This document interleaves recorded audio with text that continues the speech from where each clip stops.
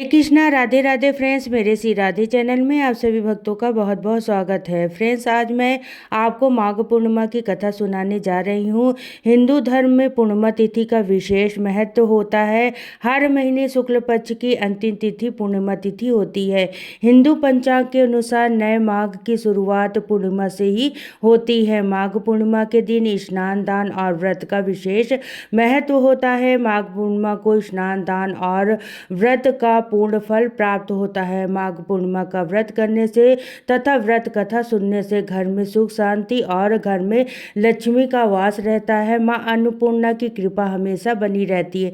तो माघ पूर्णिमा की व्रत कथा सुनने बहुत ही महत्वपूर्ण होता है। अगर आप माघ पूर्णिमा का व्रत किया है तो भी आप यह कथा जरूर सुनिए, लेकिन अगर आपने नहीं भी किया है तो भी आप ये कथा जरूर से सुन सकते हैं, ताकि आपको व्रत का फल प्राप्त हो सके। मैं आपको माघ पूर्णिमा की कथा आऊंगी। वैज्ञानिक कथा सुनने के लिए हमें एक लोटा जल लेना है और अपने हाथ में तिल के दाने और फूल लेने हैं।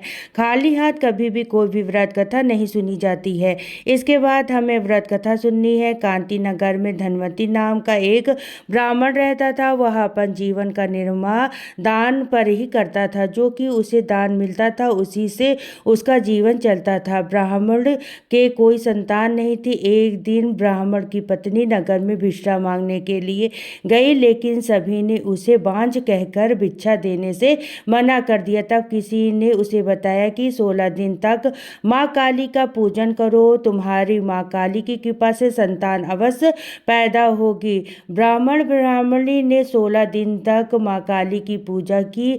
पूजा से प्रसन्न होकर माँ काली प्रकट हुई और माँ काली ने ब्राह्मणी को गर्भवती होने का आशीर्वाद दिया और कहा कि अपने सामर्थ्य के अनुसार हर पूर्णिमा को दीपक जलाओ और हर पूर्णिमा को दीपक की संख्या बढ़ाती जाओ जब तक कि दीपक की संख्या 32 न हो जाए। ब्राह्मण ने अपनी पत्नी को पूर्णिमा की पूजा के लिए सभी सामग्रियां लाकर दी, साथ में ही एक आम का फल भी लाकर दिया। उसकी पत्नी ने विधि पूर्वक पूजा के फलस्वरूप वो गर्भवती हो गई।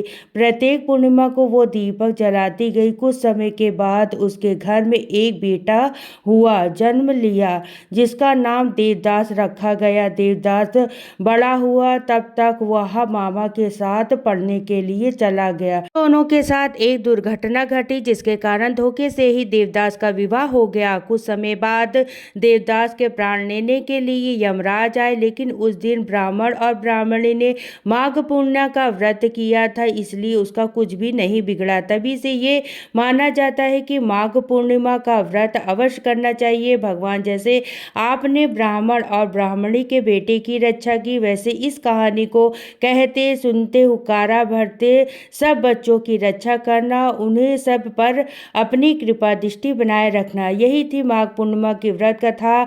माघ पूर्णिमा की पूजा विधि और माघ स्नान के उद्यापन की वीडियो भी चैनल पर आ चुकी है। अब उन्हें भी एक बार जरूर से देखिए। फ्रेंड्स, अगर आपको माघ पूर्णिमा की ये छोटी सी वीडियो पसंद आई हो तो वीडियो को लाइक और चैनल को सब्सक्राइब कर लेना। देखने के लिए मेरे चैनल को बहुत बहुत धन्यवाद। फिर मिलती हूँ नेक्स्ट वीडियो में।